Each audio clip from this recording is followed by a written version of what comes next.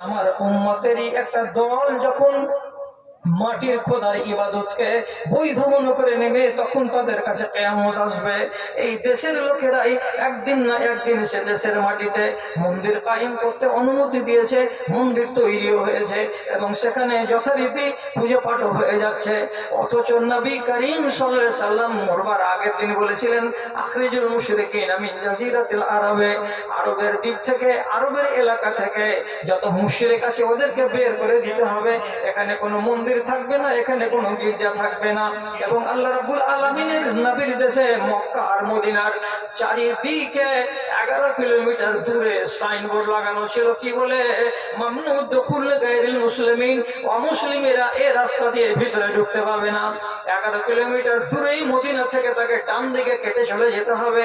এমনি মক্কা নগরীর 12-14 কিলোমিটার দূরে রাস্তাকে বাইপাস করে দিয়ে যারা গায়ে মুসলিম হবে তারা ওই রাস্তা দিয়ে চলে যাবে। হারাম শরীফের ভেতরে কোনো অমুসলিমের পা রাখার অনুমতি ছিল না। মদিনার মসজিদের 11 কিলোমিটারের ভেতরে কোনো অমুসলিমের গাড়ি নিয়ে যাওয়ার অনুমতি ছিল না।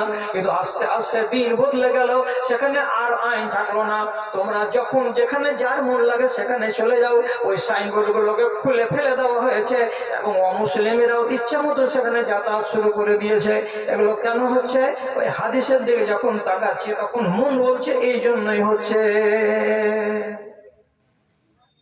শতকরা 95টা মুসলমান কোরআন অনুযায়ী জীবন কাটায় না। ভাই আমার, প্রসঙ্গত বলি, রাসূলুল্লাহ বলছেন, ইন্না আযামান নিকাহি বারাকাতান আইসারহু মাউনাতান, যে বিবাহতে যত কম খরচ হবে সেই বিবাহতে তত আল্লাহ তাআলা বরকত বেশি দেবেন। সহিহ হাদিসের কথা, যে বিবাহতে যত কম খরচ করা হবে সেই বিবাহতে তত বেশি বরকত দেওয়া হবে। আপনি দেখান তো একটা কম খরচের বিয়ে, 50,000-এ কমপ্লিট দেখাতে পারবেন? ভাই 1 লাখ টাকাতে কমপ্লিট বিয়েটা পারবেন না দেখাতে? কেন কেন পারবেন? কি করে পারবেন? আরে বউয়ের গহনা গয়নাগুলোকে ধরিয়েন না, ওইটাকে বাদ দেন, ওটা তো আপনার বৌমা। আপনি ওকে কিভাবে বাড়িতে নিয়ে যাবেন, রাজা করে রানী করে কি করে, সেটা আপনার ব্যাপার। আনুষঙ্গিক খরচের দিকে তাকান। আপনার বরযাত্রী আপনার বাড়ি থেকে খেয়ে যাবে একবার, আপনার বাড়িতে প্যান্ডেল করা হবে বিয়ের আগের দিন। বিয়ের আগের দিন রাতের বেলায় আপনার বেটা আরমান করে বিয়ে লাগিয়েছে, তো ডিজে পার্টিকে নিয়ে আসবে।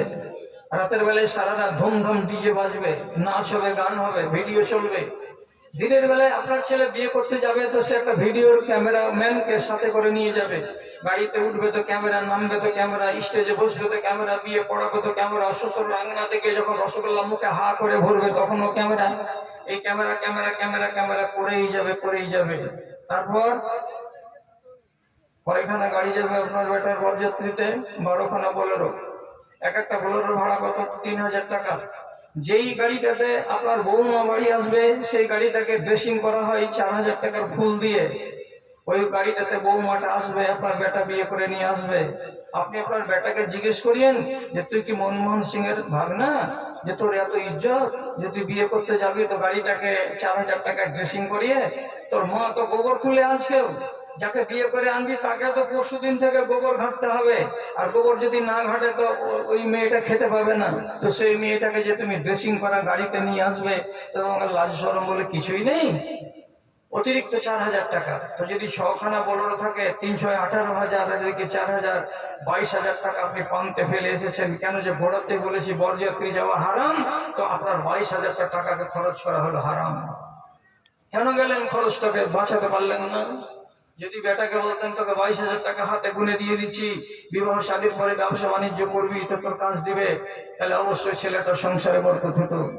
আপনি বাধ্য করলেন মেয়ের বাবাকে, আমার লোক আছে, আমি খুব সম্মানী লোক, 100 জন লোক যাবে, একবার নাস্তা লাগবে, তারপরে একবার মাংস দিয়ে ভাত লাগবে, তারপর দই লাগবে, মিষ্টি লাগবে, এই সেই দিয়ে বেচারে মা যাকে আপনি ভেঙে মরা কুকুরের মতো করে লেথড়ে দিয়ে চলে এলেন। আপনি সেই চলে আসলে 100টা লোক ওর বাড়ি থেকে, অথচ লোকটা অসহায় মানুষ।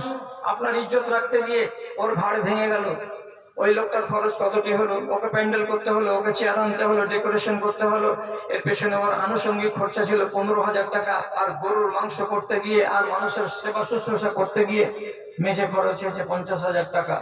যদি আপনি এই কাজে ওকে ঝামেলায় না ফেলতেন, তাহলে ওই বেচারি নিজের মেয়েটাকে যদি 50,000 টাকা তুলে দিয়ে বলতো, রোজিনা বেটি তোমাকে 50,000 টাকা দিলাম, জামাইয়ের সাথে গিয়ে মিলে মিশে সংসারটা করবে এবং জামাইকে দিয়ে তো ব্যবসা বাণিজ্য করলে কিছু লাভ হবে। ওখানে খরচ কমতো, এখানে খরচ কমতো, বিবাহটা অলরেডি কমপ্লিট হয়ে যেত। একটা একটা মোটর গাড়িতে বা একটা বোলেরো গাড়িতে আপনি ফালতু ফালতু এত যে খরচা করলেন, করে টাকাগুলোকে উভয় পক্ষে নষ্ট করলেন। নষ্ট করা টাকার পরিমাণ হচ্ছে 1 থেকে 1.5 লাখ টাকা। এই টাকাটা যদি ছেলেটা পেত, মেয়েটা পেত, তাহলে পরে তাদের সংসারে কাজ দিত না। নবীজি এমনি বলেন, ইন্না হাজামান্নি কাহে বারকাতান আইসারহু মামুনাতান, যত কম খরচ করা হবে সেই বিবাহেতে তত বরকত বেশি দেওয়া হবে। আপনি বুড়ো আঙুল দেখিয়েছেন, যার কারণে বিবাহের বরকত উঠে গেছে। তারপরে সবচেয়ে নোংরামি, বউকে নিয়ে বাড়ি নিয়ে আসার পরে আপনাকে কোন দেশের বিদ্বান বুদ্ধিমান লোক বলেছিল যে বউটাকে খাইয়ে বা না খাইয়ে আঙনাতে বা বারান্দাতে একটা চেয়ারে বসিয়ে দাও, মাথার উপরে একটা লাল চুনরি টাঙিয়ে দেওয়া হয়েছে, যাতে কোনো পর্দা নেই, পাতলা একেবারে জালের মতো একটা কাপড়, যাকে চুনরি বলা হয়, মাথায় চাপিয়ে দিয়েছো। একটা দুই ভরির হার দিয়েছে, তো হারখানা যতদূর পর্যন্ত গলাতে ঝুলে আছে অতদূর পর্যন্ত নতুন বউটার গলাটাকে সে খুলে বসে আছে আর মজলুম হয়ে বসে আছে। কিছু কিছু লোক বাইরে টাকা দিচ্ছে, আর কিছু কিছু জোয়ান ছেলে বলছে বউ দেখবো দেখে টাকা দিব, চল ভিতরে চল। এই 200 টাকা দিবে, তা আন্নাতে গিয়ে বউ দেখে দিবে। আন্নাতে আসছে, আসা পরে বউয়ের হাতে টাকা দিচ্ছে 200 টাকা। জিজ্ঞেস করছে নাম কি? তো রোজিনা খাতুন, বাড়ি কোথায়? তমুক জায়গায়।